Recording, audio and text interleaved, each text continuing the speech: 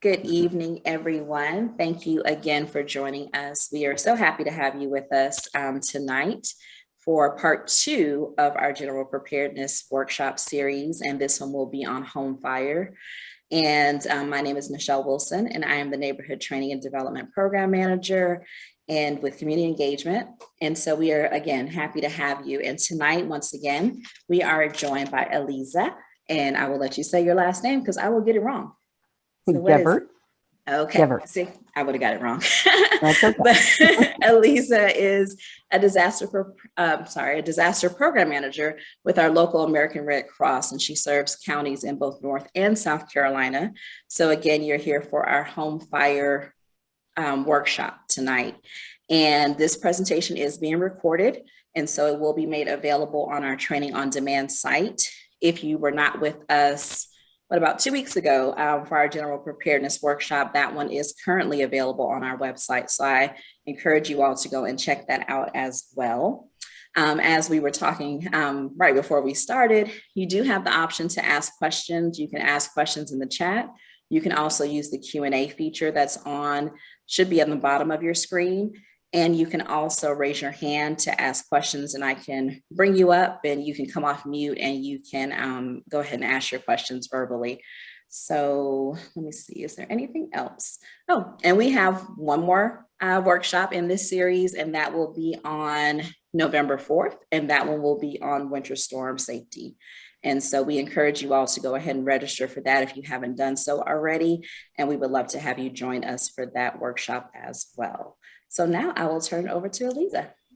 Wonderful. Thank you so much, Michelle. I so appreciate being able to share this information with you and have it recorded so that, who knows how many people can see it. It's really super important. And hopefully I'll be giving you information that you may not have remembered or, you need a refresher on. And so I'm hoping that and welcoming any questions you may have on this. What disaster program management does is basically manage the volunteers and the programs surrounding preparedness, response, and recovery. And so this stuff that we've been talking about the last session, this session, and the next session is all on preparedness. The last session was very general. This one is specifically about fires, and we chose this one because despite the weather today, it is going to change next week and it's going to be getting colder. And that always means an uptick in fire responses for the Red Cross. I don't know if you know that we do that. We often respond to fires. And in fact, nationally, it's about every 7 seconds the Red Cross responds to a fire. And we assist those people not only with some monetary benefits, but comfort kits. We also do mental health, spiritual care. We replace medical equipment, and God forbid there is a death. We have a death benefit to help out the families. So what Red Cross does is really get in there right after the emergency to cover basic needs for folks. And we've been able to not only serve those folks, but prevent a lot of fires because we also have a smoke alarm installation program. It's free alarms, and we partner with our neighborhood fire departments. And so we can make sure that you're ready just in case. This particular presentation tonight is the education part of our home fire campaign. So in addition to installing smoke alarms, we also want to train folks about what to do in case there is a fire, why fires start, etc. So again, my name is Eliza Geverts. I'm with the local Red Cross, and I am going to show you what I'm telling you. Can we go to the next slide? So let's look at some major causes of home fires and home fire fatalities. Okay, cooking equipment is the leading cause of home fires and home fire related injuries and accounts for about 19% of fire fatalities. Okay, malfunctioning and improper use of heating, electrical, and lighting equipment together account for 35% of home fire fatalities. So what does that mean? We're talking those kerosene heaters, or maybe just a regular, oil-based heater or electrical heater.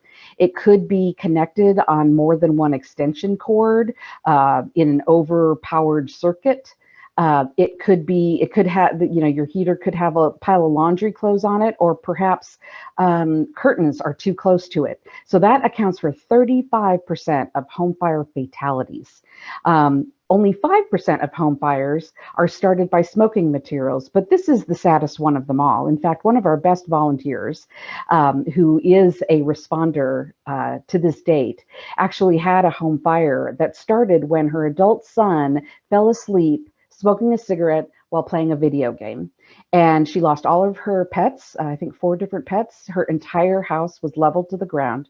Luckily, all of her family members survived, but this was just one of those tragedies that is absolutely avoidable. So we're going to talk about how to make sure we avoid those. Next slide. So unattended cooking specifically is responsible for 1/3 of reported home cooking fires. And I don't know if you're willing to raise your hand and show everybody that you've walked away from the stove, perhaps while something is frying. We like to say, remember, keep an eye on what you fry, okay? Don't walk away from something that's heated. Now, I understand if you've got a lid on a pot that's on low and simmer and it's like a soup or something like that, that's understandable and reasonable, and chances are you're not going to catch fire with anything. The frying takes place because the oil can splatter, and there may be other items nearby that are flammable. So remember, keep an eye on what you fry. Also, you can install and learn how to use a fire extinguisher. And if you need to do that, you can contact your local fire department so they can train you to use it. You don't want to just pull something into your home and think you know how to use it when you need it. The other thing that is available are these smoke deterrents or fire deterrents that actually hook into your stove top. I'm trying to remember what it's called.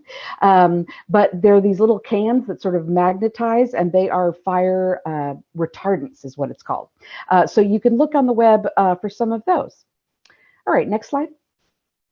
So if you recall, 25% of homes are of home fires are the result of malfunctioning or improperly used heating, electrical, and lighting equipment. And you can reduce this risk by remembering these safety tips, okay?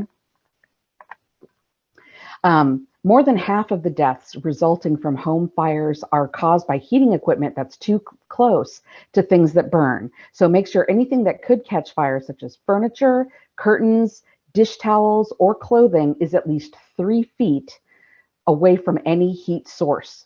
So that includes, you know, however you regularly heat your home, 3 feet away is where any furniture should be. It shouldn't be right up against. Sometimes people have floor heaters and they push their chairs right up against them. You want to give that some space. Certainly, if you have a space heater, absolutely 3 feet from the heat. All right, that's how we try and remember that, 3 feet from the heat. And you want to always plug appliances directly into their wall outlets. You want to avoid extension cords if you possibly can. Extension cords are intended for temporary use only.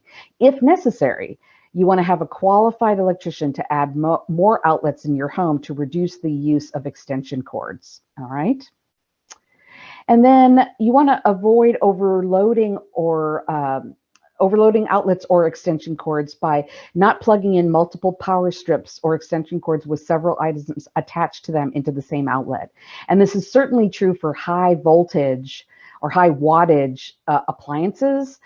Very often we have seen refrigerators plugged into a power strip that also have, you know, the curling iron and the coffee pot and a vacuum cleaner on it. And that's way too much power for one power strip, let alone one plug. So you want to make sure you're separating those. And if you have to use electrical cords, you want to make sure they're not damaged, they don't run under carpets, that they're not attached by nails, because that's a heat generating source, or in high traffic areas, okay, because people can trip on them. I used to be in the audio video scene, and we had a trick that if we had to use electrical cords, which of course we did, we always shut them down with or put them down on the floor with colored duct tape. And if one trick to make sure that they don't come unplugged or trip is by tying them in a knot. If you must use them, tie them in a knot and then plug them together. But that'll also remind you that they're just for temporary use. Okay, next slide. So Failing to properly extinguish smoking materials, including cigarettes, pipes, and cigars, is the leading cause of residential fire deaths in the United States. If you or anyone in your home smokes, including guests, remember that you want to smoke outside. If you do smoke indoors, never smoke in bed, when you're drowsy, or if anyone is using an oxygen tank. I don't know if you've ever seen this. Lots of movies show people who are, who have an oxygen tank attached to them while they're smoking. This is a terrible thing to do. It has caused many fires. You want to definitely avoid anybody who's doing that and encourage them to stop. You want to, if you do smoke, you want to use deep, sturdy ashtrays and always properly put out the butts.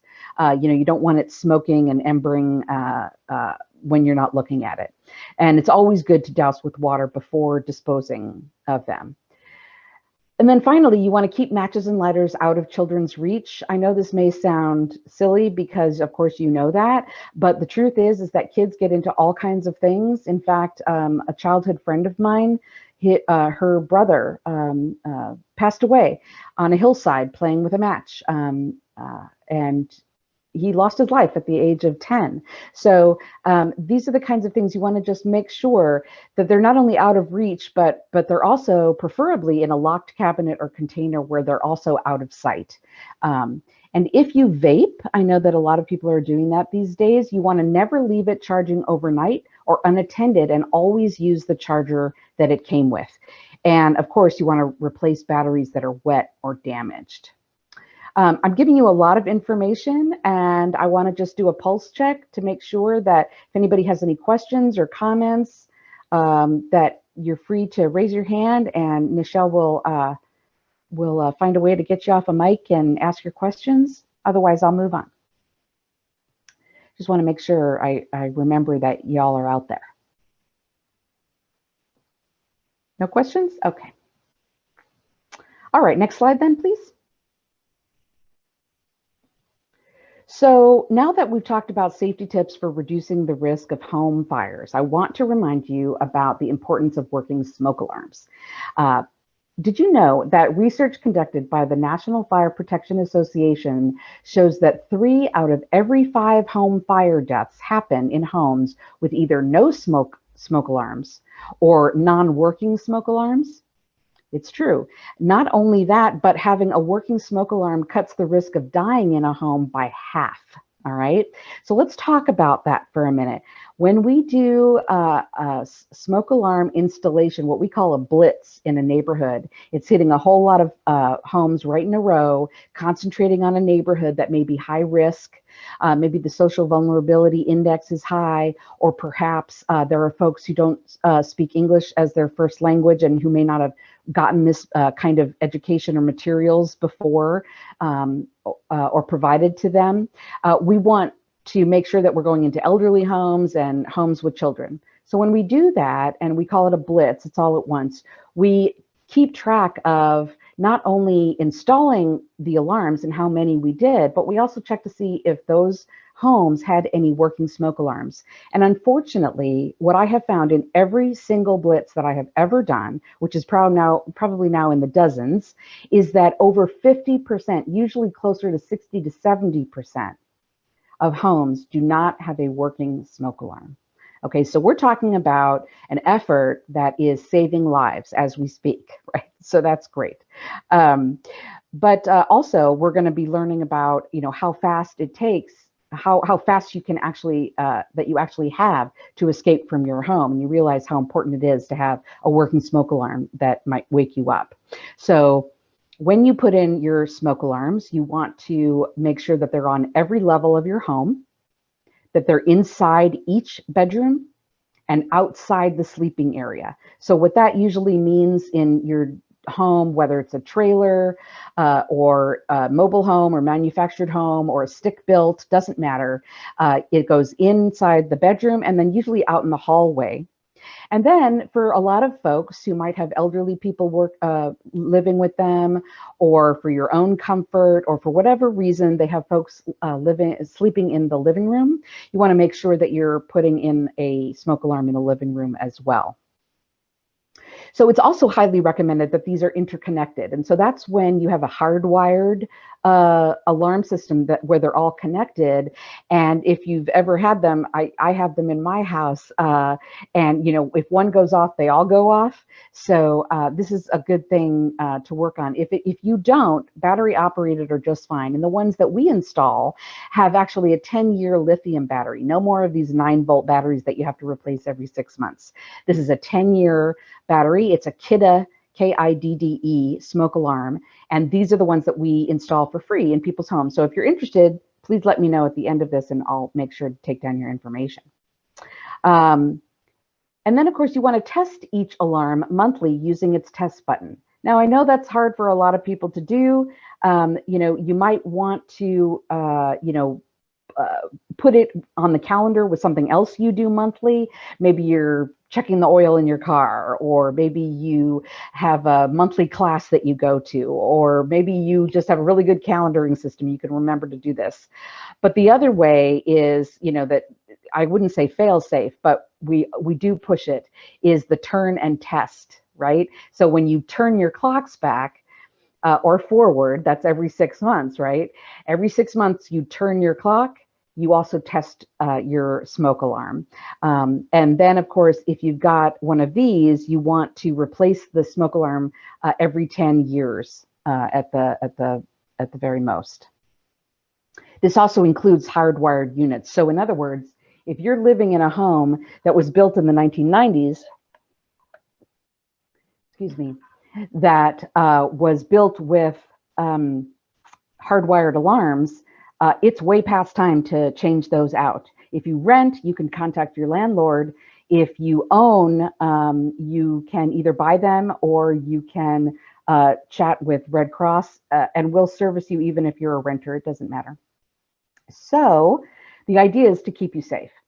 So I know it can be tempting to disconnect a smoke alarm after it's sounded because something you're cooking or creates too much smoke, but you never, never, never want to disable a smoke alarm, even temporarily. What you want to do is use the silence or hush button, sometimes it's called that, if you're getting a nuisance alarm. If you experience a frequent false or nuisance alarm, consider relocating the unit to another location, okay? Older individuals and those who are deaf or hard of hearing are particularly at risk during a home fire because they may not be able to hear the sound of a standard auditory smoke alarm. But there are devices that are available to overcome these challenges. We actually can provide you what's called a bed shaker alarm.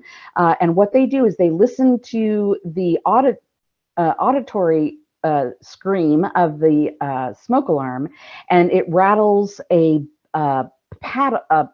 paddle that goes under your mattress. So let's say the fire was happening when you slept and a deaf or hard of hearing person has that under their mattress, they would be awoken by this vibrating pad.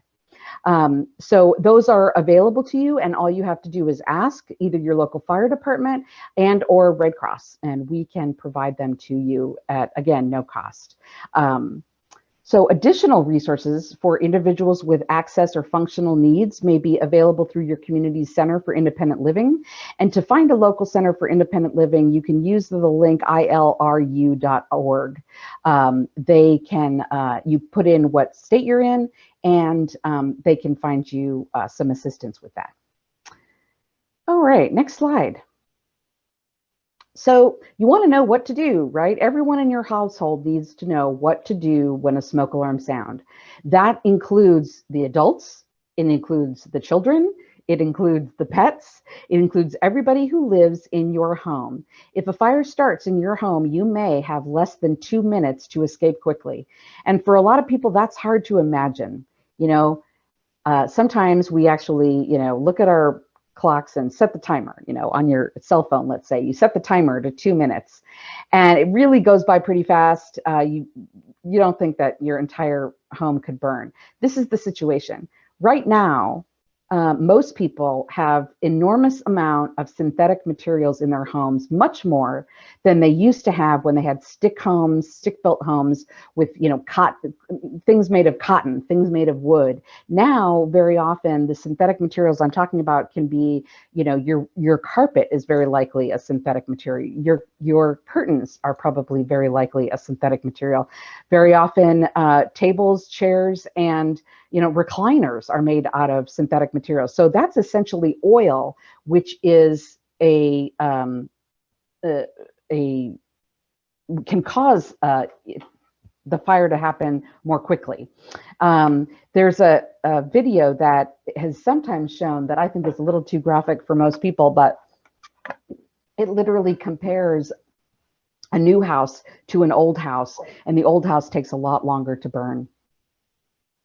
In any case, you want to get out and stay out. You want to leave everything behind. You want to get out as quickly as you can and never go back into a burning building, not for a pet, not for anything. If smoke or fire blocks one of your ways out, you want to use another way out. If you must go through smoke, what you want to do is get low and go. That's what we always tell the kids, get low and go under the smoke to escape. Everyone in your household should plan to meet at a designated safe meeting place. And once you're out, then you call 911 from a safe place outside your home. Okay, next slide. All right, so we should talk more about how you are going to plan your escape route. Each room should have 2 exits, such as a door and a window. Okay, make sure that the windows and doors open easily to allow for a quick escape. If you, like me, have a bedroom on a 2nd floor, you want to consider getting a fire escape ladder, because otherwise, if you jump out that window, you might wind up with a few broken bones. Now, a few broken bones is better than dying in a fire, but it helps to protect yourself even further. So you want to make sure that windows and doors are open easily for quick escape. If you have bars on your windows, you want to make sure where the quick release is, if there is one. If there isn't, you probably want to replace those. If your home has security bars, these release devices inside, these quick releases, can help you open the window immediately. And if you don't know how to use them, please talk to your landlord or a handyman in the neighborhood, or look it up on Google. But this is a skill that you must have. And again, consider escape ladders for 2nd floor sleeping areas or homes on the 2nd floor or above. It's also important to keep escape routes free of clutter or tripping hazards. Again, this is common sense, right? But in a lot of houses that we go into, the front door may open, just enough, but the floor is at an angle, sort of, so the front door will scrape. Right? It can't open fully. Or maybe that's the situation at the back door, but the back door's got maybe a bicycle in front of it, or some other things that would impede exiting the house. So you want to make sure you keep all of those exits clutter-free. All right, next slide. We actually have a question. Oh, good. So this is from Pat. She wanted to know, so it says, need clarification on smoke alarms that were hardwired back in 2001. Do they need to be replaced? Yes, they do. Yes, they do. And if you cannot afford it, what you can do is call us up, Red Cross, and we can install the battery operated ones next to the hardwired ones until you are able to replace the hardwired ones. Like I say, the ones that we provide are free, and they are 10-year lithium batteries. The hardwired ones, those usually sell at Lowe's for about 25 bucks, I think. So to rewire an entire house can cost $100 or more. If that's something that you don't want to spend, or it's about spending money on that compared to food or medical stuff, forget it. Call Red Cross, and we can help you get through this period of time until you can afford getting the hardwired ones replaced. Is that it? Yes, that was it. Okay, so let's see, safe meeting place. All right, so knowing how quickly to get out of your home is only one part of the escape plan, right? A home fire can be very confusing, and it may require members to use different escape routes, right? Your cat might escape through that door, but your little one, 5 years old, is running out that way, and you've got a different route over yours. So you want to know that you have a safe meeting place where everyone's going to meet in the event of a home fire after they've exited the home. Okay, so what you would do, you'd identify a location that's a safe distance from your home in a specific and fixed location. So in my neighborhood, there's a sign that has a bunch of flowers in it that indicates the name of the neighborhood. That might be a good meeting place. Or for some people, a family member or a friend might live a few doors down. That would be a good safe meeting place. So you want to make sure it's in the front of your home so that you can easily meet firefighters and let them know that everyone's safe and accounted for. And you always want to call 911 from a safe place outside your home. Okay? Next slide. So it's vital that your escape plan works for everyone in the household. So you want to make arrangements, really think this through. You want to make arrangements for infants or children and older adults, individuals with access or functional needs who may need assistance to escape during a home fire. And you want to make sure that someone in the household is assigned to each person who may require assistance. And be sure to identify a backup person in case the primary person is not home during the fire. We actually have a story that came in of folks who got this training, who got smoke alarms installed in their home. It was a small family, I believe, of 4. And the eldest son had MS. And so they had a plan that the younger son would pick up the older son and bring him out of the house in case he needed to move fast. This actually worked. The plan worked. They had their go bag ready to go, which is their safety kit that had medicine in it and so forth. And so that was a success story. So we want you to be successful as well. So again, make sure that someone in the household is assigned to another person and a backup as well in case the primary person is not home during the fire.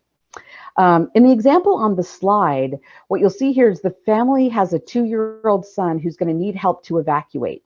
Mom is the primary person and dad will help if mom is away. Remember that smoke alarms may not always wake up children in the event of a home fire. I can't tell you how this is so much is true. My son used to have an alarm clock, one of those Sony cubes. And if you've ever heard them, it's like screeching at you to wake you up. And he would sleep through it for hours. And I'm like, oh my God. So if that happens, if you've got kids or somebody in the family who sleeps like a stone, you want to definitely make sure that you attend to them and that they can hear it. Perhaps you want to set it off, so just to put it in their consciousness of what that alarm sounds like. Okay, next slide. And then, of course, once you make the plan, you have to practice the plan. Otherwise, you're going to forget the plan, right? So once the plan is complete, written down and shared with all your household members, it should be practiced at least twice a year. And again, you can do this during your turn and test. It becomes a whole event, right? If you have someone with access or functional needs, you should have a person support network to assist during an emergency. So be sure to include them in your practice drills. Meaning, if you have a caregiver coming into your home, or if you have someone who depends on, let's say, DHEC or one of the healthcare agencies in town, perhaps you have a CNA who comes into your home regularly to take care of somebody or yourself, you want to make sure that they're included in your drills. And then finally, what really matters is practicing to make sure the plan will actually work for everyone as expected means that you can make the necessary adjustments as you practice and then practice again. So if you find that someone got lost on the way out, or a quick release handle does not work as it should, or there's a bunch of stuff and you don't make it out in 2 minutes, or the dog doesn't know how to follow you out of the house, those are things that you can attend to before a tragedy strikes. Okay, next slide. So we always want to talk about a couple of things when it comes to disasters. One is about preparing children, and the other is about how to deal with folks who have access or functional needs. So unfortunately, it's true that children under 5 are twice as likely as other people to die in a home fire. So we believe that educating kids empowers them to be able to have the confidence in their ability to prepare for and react to a home fire. And so you can ensure that they do that by teaching them about the dangers of fire and make sure they understand that matches and lighters are not toys. You can teach them what smoke alarms sound like and how to react when a smoke alarm goes off. You want to make sure that each child knows and practices at least 2 ways to escape from every room and to meet at your designated safe meeting place. And you want to emphasize the get out, stay out rule. Okay. A lot of people say, well, what happened to stop, drop, and roll? That's if you're on fire. If you are trying to escape from a fire, you get low and go. All right. And then get out and stay out. Hope you can remember all that. Like I say, if you have escape ladders, you want to make sure that they're stored near the windows, and you want to teach everybody how to use them. If you have bars on your windows or doors, you want to make sure you practice on how to release them, and the kids should know that as well. Make sure everyone knows how to call 911 and that they understand that they should be made from a safe place outside the home.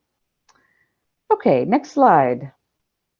So if you're caught in a fire, you need to know a few more things about what to do and how to behave when you encounter certain situations, all right? So you want to look for smoke coming through the cracks around the door if you suspect a fire, if you smell it. Before you open the door, you want to look for smoke coming through the cracks around the door.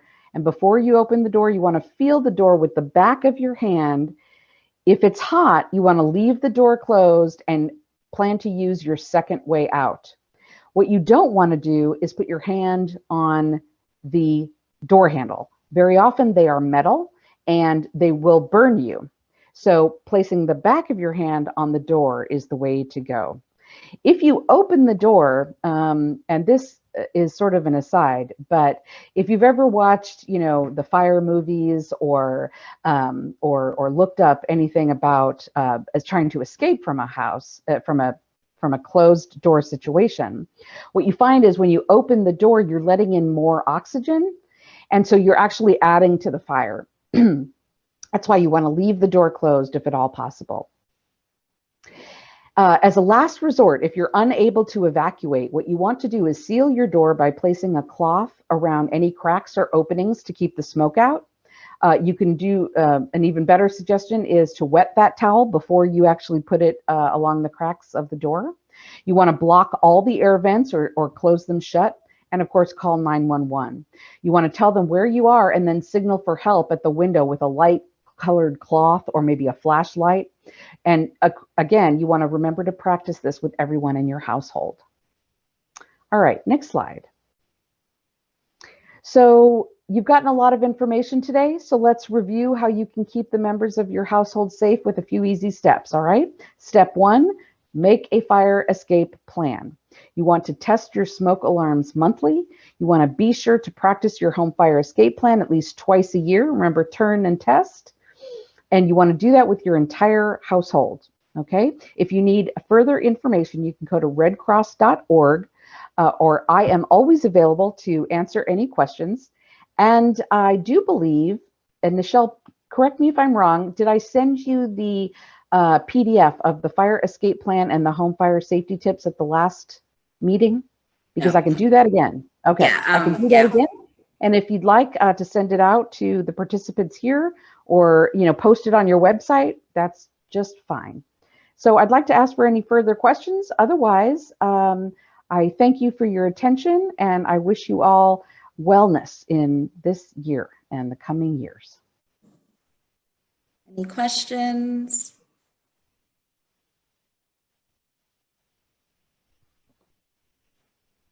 I am not seeing anything. Thank you again, Eliza, for some great information. And as we stated, this is recorded, so we'll be on our training on demand site in about 2 weeks. So we encourage you to share this information with your loved one, your family, your friends, your neighbors.